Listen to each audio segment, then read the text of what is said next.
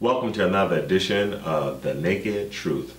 I'm your host, Ramon Roan, and John Singletary. And today we're going to talk about what's going on in Ferguson in the aftermath of the grand jury's verdict. John, right now the city is in turmoil right now. It's in turmoil right now, and young people as well, and many black people, they're upset. But we've seen this all before. This is nothing new. I mean, I listened to Jesse Jackson gave a response to the host at CNN and said that you think this is new. They actually were doing the same thing during the Watts riot. Even during Dr. King's day, they were rioting. And normally it's after a police brutality type of situation. Mm-hmm. But it all boils down to the lack of opportunities in our communities, particularly within the justice system. Yeah, absolutely. Yeah. One of the things that is upsetting is the fact that even with the cloud of conflicting testimonies, that the grand jury would make the decision to not indict, when if there's conflict, then in all fairness, it should go to the jury for the jury to decide. Just like in a Rule 56 in a federal case where you have a summary judgment. It is not the judge's job in looking at the summary judgment to weigh any of the facts. It's just to determine whether or not there is sufficient evidence to move forward. And if there is conflicting testimony, then it is not the judge's job, it is not the grand jury's job to weigh the facts to try and then determine who's right and wrong. It's simply to say that at this point, we can't determine that the person cannot prove their case, and as a result, it should now go to a trier of facts, which is the jury. Most cases, unfortunately in South Carolina, when there's a Rule 56 summary judgment in an African American case, then the judge weighs the facts, and the judge will normally determine that that case is not going to get a jury trial. And that's just totally wrong. It's not in keeping with what the Federal Rules of Civil Procedure says. They overstep and abuse their authority in issuing the summary judgment when in fact they don't have the authority. They should simply let it move forward and let the jury decide. But that happens to be black robe white justice in America. Right. It's unfortunate. Now, we know that in the situation as it is, that the actions of the young man that were contrary to the law makes it more difficult to step in and say that, listen, I'm going to defend asking you to overstep the established procedures for the police officer and have him convicted on something when he was doing his job. Right. That's difficult. But at the same time, that's why you send it to the jury, because there are more facts that need to come forth so that the jury can make an informed decision. Simply because something was done wrong doesn't mean that you now have every right to abuse and deny him the constitutional right of life, liberty, and the pursuit of happiness. And in this case, it's the life that we look at that's been denied. We understand when the police goes forward and, if he's threatened or if he's pursuing someone, that he has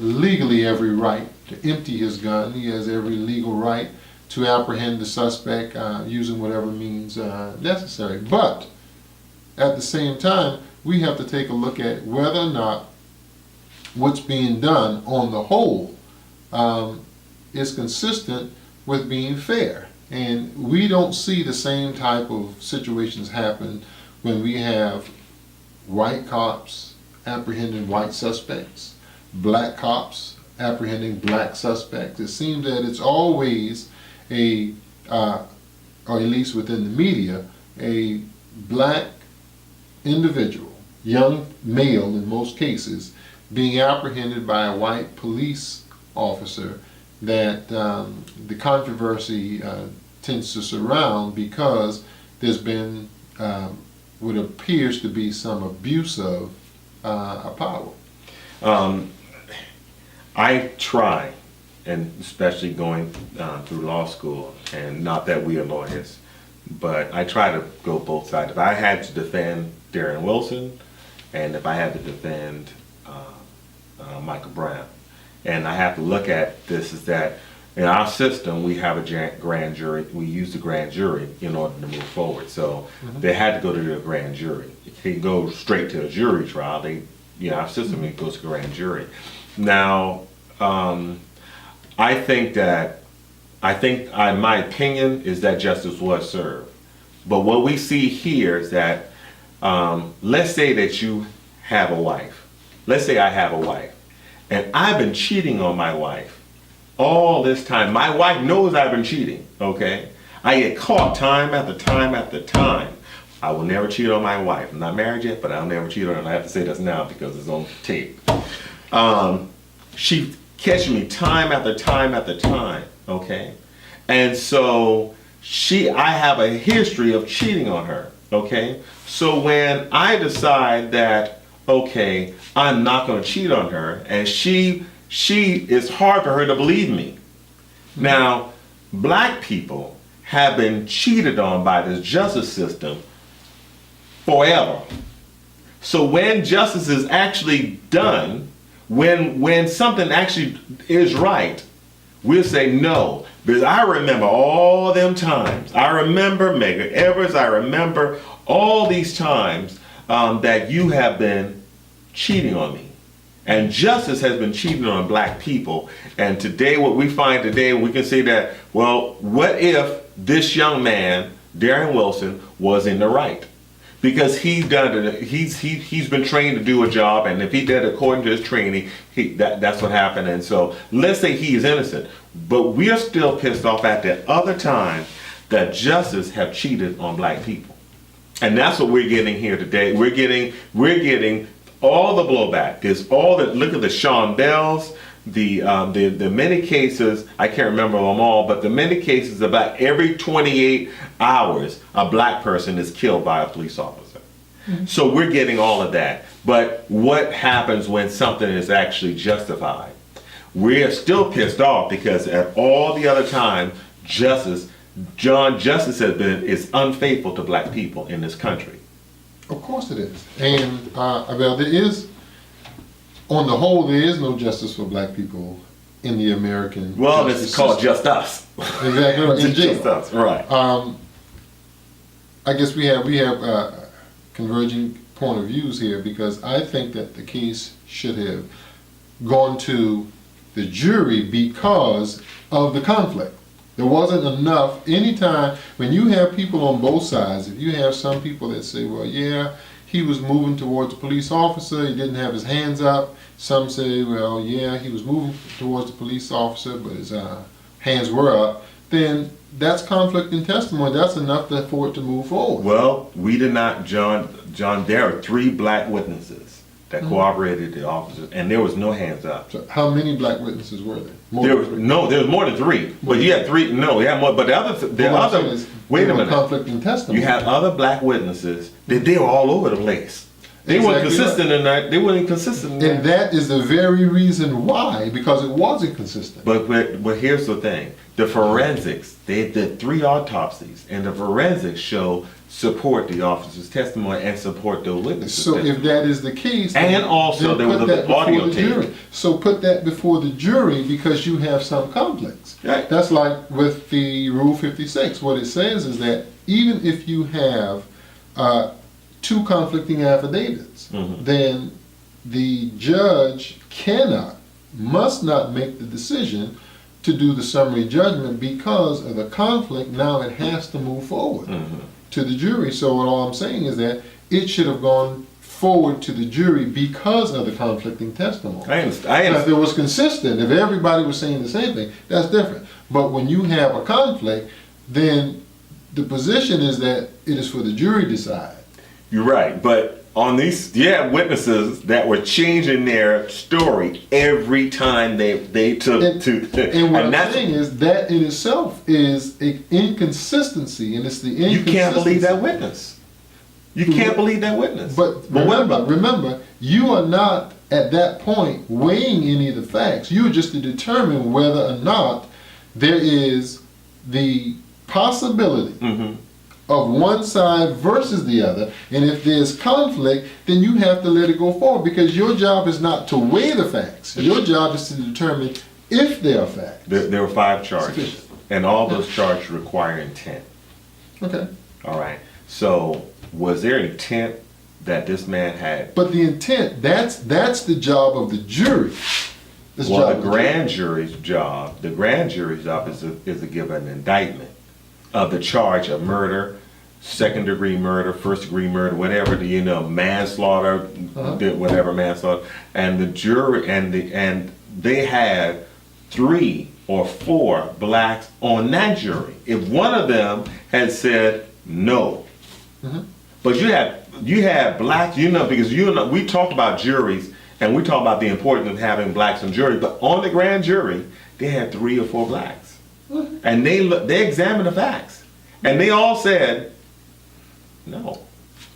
I understand that. I understand that clearly. I understand that we are supposed to be a nation of laws. Now, I want to say a something law so bad. that is no good, a law that's never followed. There's no just law. Is no just law. There's not a nation of laws. And when you can take the law and manipulate it such that African Americans on the whole receive denial of due process and equal protection of the law, then that's more than just bad law, that's no law. There's no justice. That's why, we've been in heated fight with Nucor for all this time. That's why with justice is cheating on it. It's unfaithful. But now, if Darren justice Wilson itself isn't, it is the men who are involved with administering the justice in that case. But if Darren Wilson followed his training, as per se, is he guilty? And that would be to me, that would be something for the jury to decide. I don't mean to cut you off, but I'm not that familiar with the process of the grand jury. I'm only learning more about it. But I understand about the jury during the trial, but the grand jury, I'm not that familiar with. I don't want to say that from outside. But I guess my issue is this, that more often than not, it's not a white policeman shooting a white male. Right. It's not a black policeman shooting a white male. Black policeman shooting a black male. It's a white policeman shooting a black male. Right.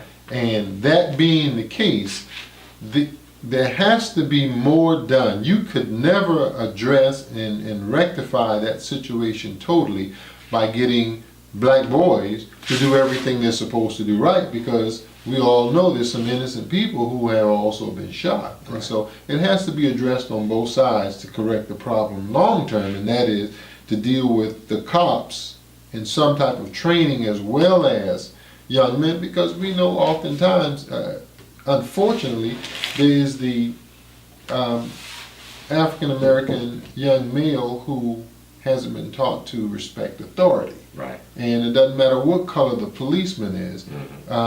When you're approached by a policeman, there should be a certain amount of respect for the policeman simply because he's an officer. Right.